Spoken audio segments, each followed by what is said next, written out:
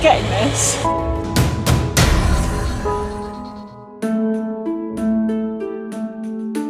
So today is our first day on site and we are literally breaking ground. So we are stripping off the topsoil, the plough soil, to look at the archaeology underneath. So the trench behind me has been located based on the geophysics where the villa building, the domestic structure itself, lies. And even already we've found some of the walls for that building literally about 30 centimetres beneath the surface. Here is our Roman villa. I'm just a little bit excited. It's almost like a little bit of Italy in North Wales, isn't it? I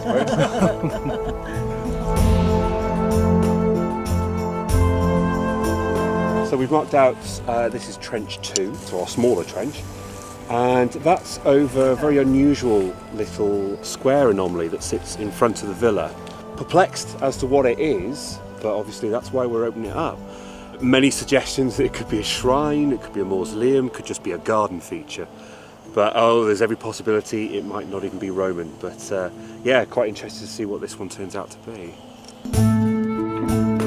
So here we are, day 2, breaking ground, and already we've had another wall come up.